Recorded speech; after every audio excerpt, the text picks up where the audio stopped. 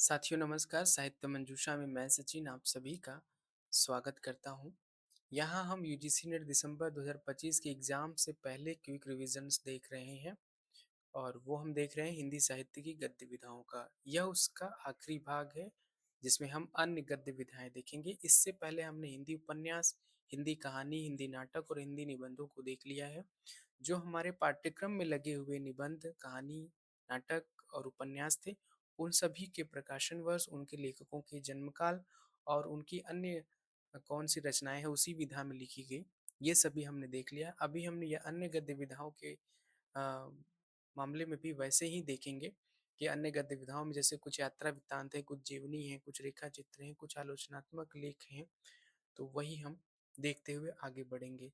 चलिए आगे बढ़ते हैं बिना किसी देरी के। अगर आप हमारे इस चैनल पर नए हैं तो हमारे इस चैनल को सब्सक्राइब जरूर कर लें। यहाँ हम हिंदी गद्य के अन्य गद्य विधाएं देखेंगे।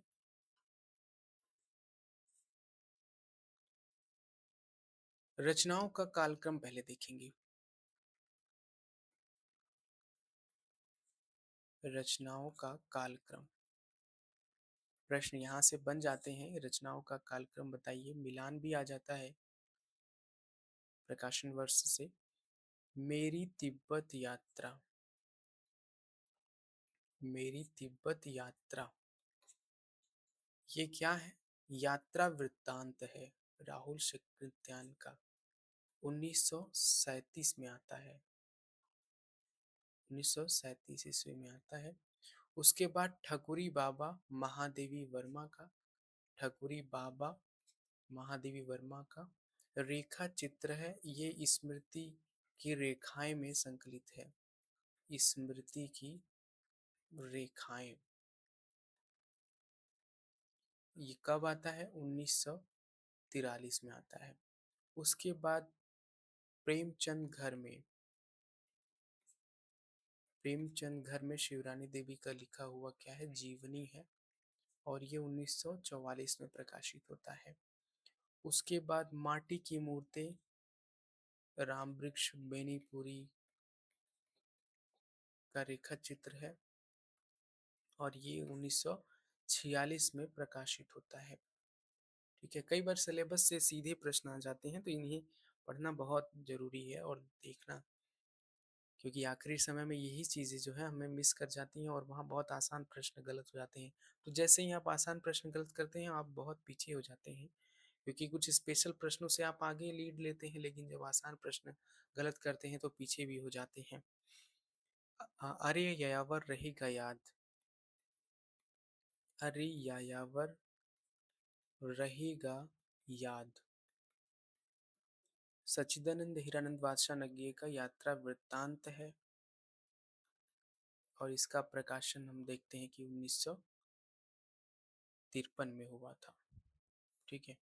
संस्कृति के 4 अध्याय, संस्कृति के 4 अध्याय हमने एनालिसिस के दौरान इन सभी अध्यायों को देखा था, और इनके जो है जो भी प्रकरण है वो सभी हमने देखे थे। ये एक आलोचनात्मक पुस्तक है। ठीक है, आलोचना परक पुस्तक है, और इसका प्रकाशन 1956 में हुआ था। क्या भूलूं क्या याद करूं,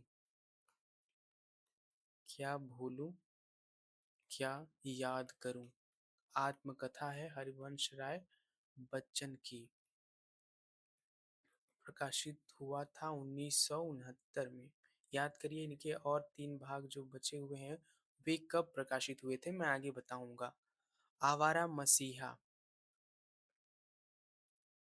आवारा, क्या हो गया पेन को?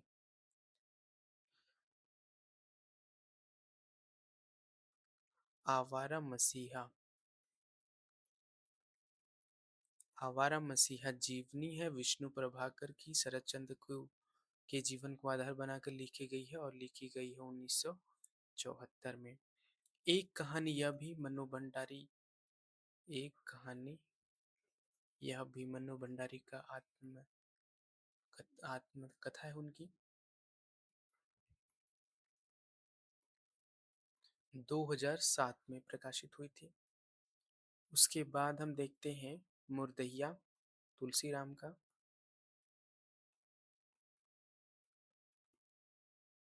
मुर्दैया क्या है? आत्मकथा है और इसका प्रकाशन 2010 में हुआ था। आप हुदरी रमणिका गुप्ता का।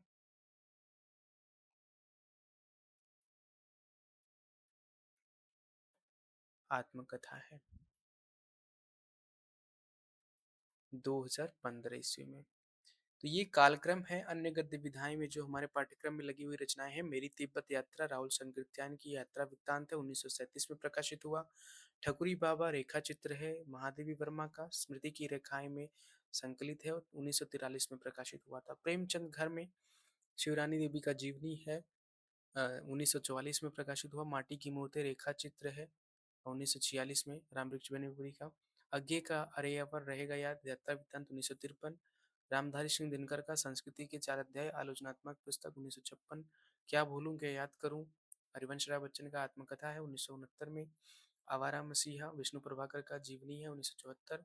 मन्नू भंडारी की एक कहानी, यह भी आत्मकथा है, 2007 में प्रकाशित हुआ। तुलसीराम का मुर्दैया आत्मकथा है, 2010 में प्रकाशित हुआ। रमणिका गुप्ता का आप हुदरी आत्मकथा है, 2015 ईस्वी में प्रकाशित हुआ। अब इन लेखकों के कालक्रम को भी हम देख लेते हैं। लेखकों का कालक्रम।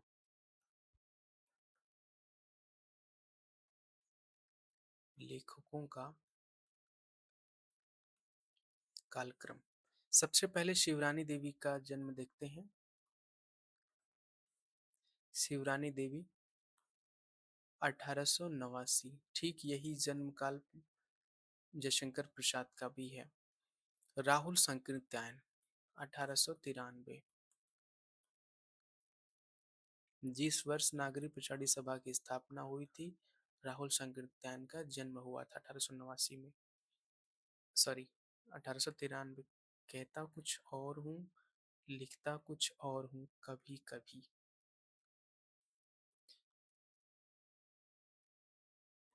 1893 में भी नागरिक पछाड़ी सभा काशी की स्थापना हुई थी। राहुल संकीर्तन का जन्म भी इसी वर्ष हुआ था। राम वृक्ष बेनीपुरी। राम वृक्ष बेनीपुरी का जन्म जो है 1899 में हुआ था। महादेवी वर्मा और ये हजारी प्रसाद द्विवेदी का जन्म का लेख ही है 1907 ईस्वी। हरिवंश राय बच्चन का भी यही जन्म काल है। हरिवंश राय बच्चन 1907।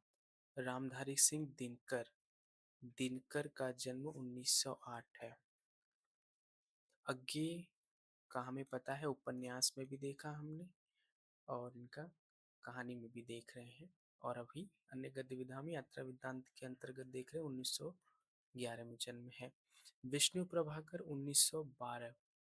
विष्णु प्रभाकर 1912। उसके बाद कृष्णचंद्र। कृष्णचंद्र, एक कृष्णचंद्र यहाँ पर हमने छोड़ा है रचना में, ठीक है। 1914। उसका प्रकाशन नहीं मिलता, जामुन के पेड़ का। मुक्तिबोध।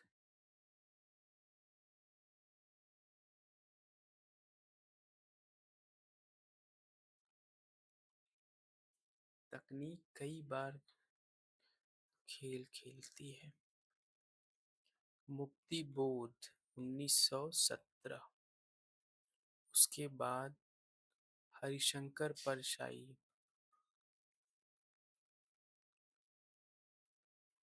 1924। आगे देखते हैं। रमणिका गुप्ता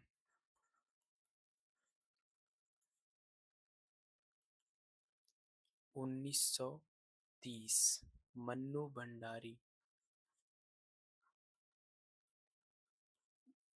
1931। तुलसी राम। तुलसी राम का जन्म 1949 में हुआ था।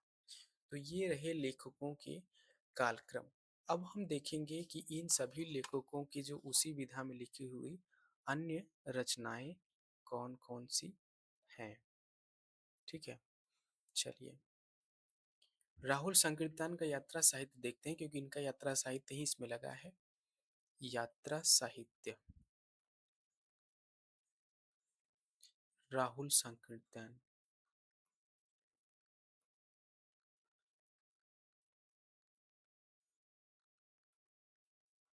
राहुल संकीर्तन की यात्रा साहित्य, मेरी तिब्बत यात्रा जो सिलेबस में है, मेरी तिब्बत यात्रा, याद ही हो गया होगा वो तो 1937 में।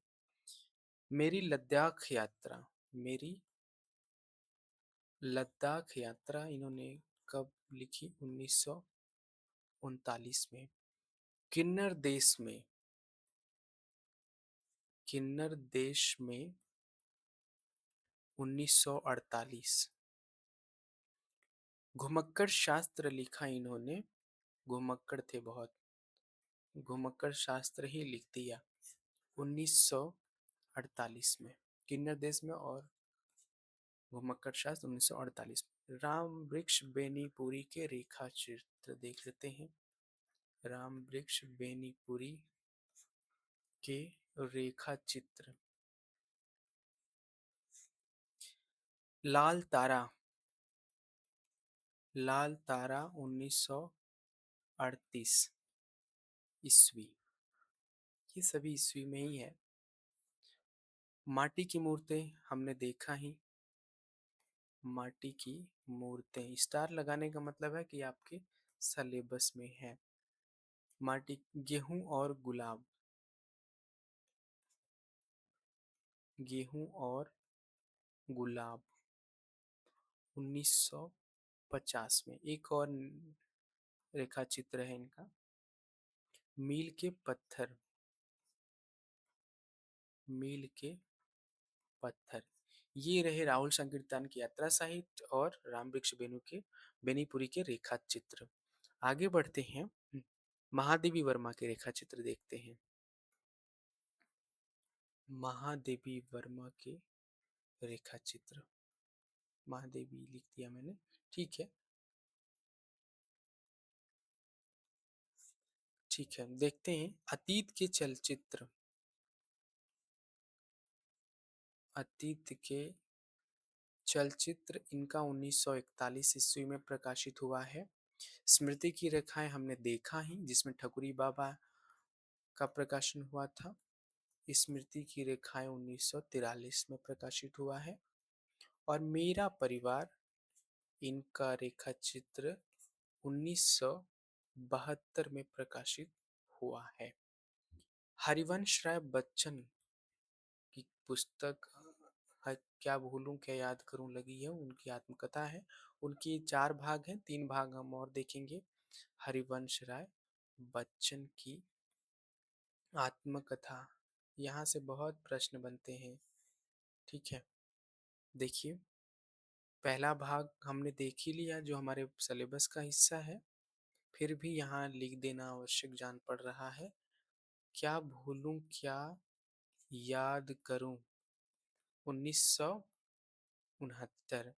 उसके बाद नीड़ का निर्माण फिर, नीड़ का नीड़ का निर्माण फिर 1970 में प्रकाशित हुआ। बसेरे से दूर, बसेरे से दूर 1978।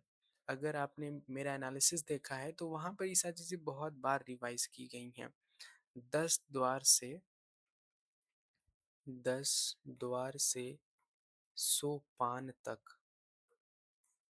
सोपान तक 1985 में प्रकाशित हुआ है। ये 5 है।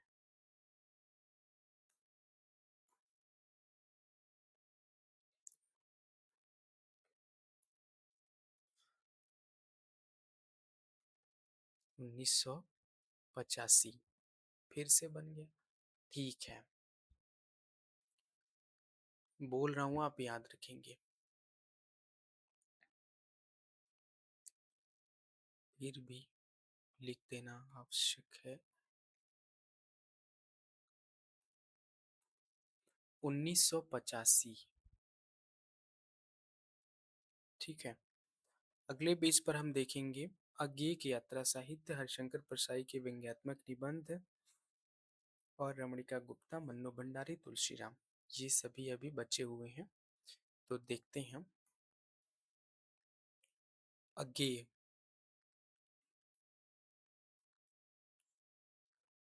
अज्ञेय का यात्रा वृत्तांत।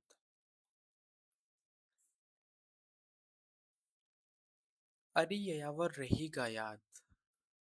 अरे यायावर रहेगा याद कब प्रकाशित हुआ है? 1953 में। एक बूंद सहसा उछली। एक बूंद सहसा उछली 1960 में प्रकाशित हुआ है। हरिशंकर परसाई। हरिशंकर परसाई का व्यंग्यात्मक निबंध लगा है, व्यंग्यात्मक कहानी लगी है इसमें, भोला राम का जीव।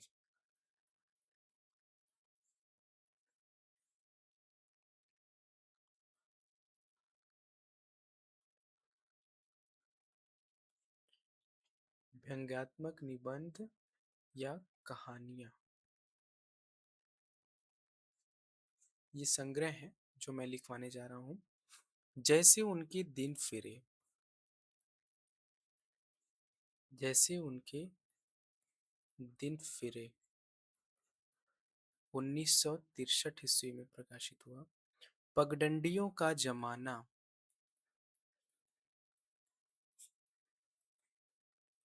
पगडंडियों का जमाना 1966। सदाचार का ताबीज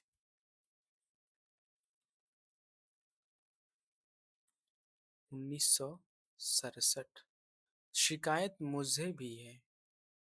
शिकायत मुझे भी है 1970। 1967 में ही वैष्णव की फिसलन भी आती है। वैष्णव की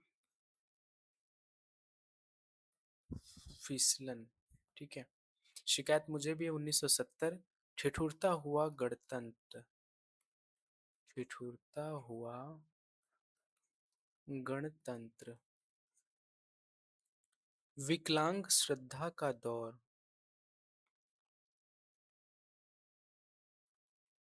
विकलांग श्रद्धा का दौर। हमने यहाँ नहीं लिखवाया है कि भोला राम का जीव किस निबंध संग्रह के इनमें आया है या फिर उसका प्रकाशन वर्ष क्या है, उसे आप पता करिएगा। मैं जो है नोट करते हुए भूल चुका हूँ। विकलांग श्रद्धा का दौर 1980 में प्रकाशित हुआ। सुनो भाई साधो। सुनो भाई साधो 1983 में प्रकाशित हुआ है, ठीक है। तो ये रहे हरिशंकर परसाई के। अगले पेज पर हम देखते हैं रमणिका गुप्ता की आत्मकथा।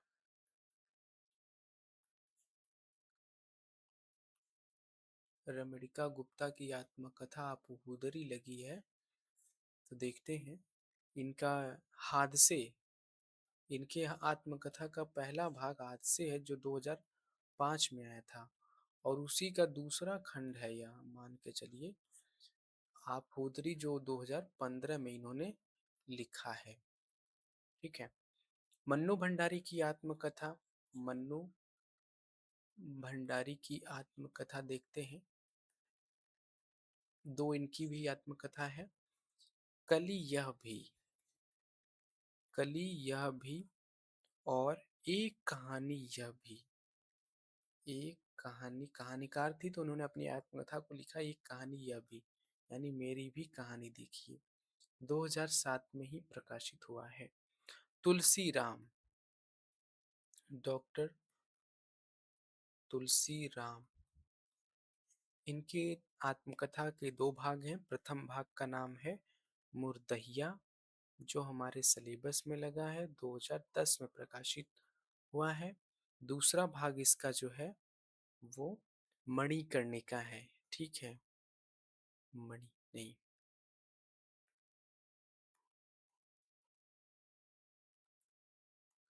मणिकर्णिका। मणिकर्णिका का प्रकाशन 2013 में हुआ है।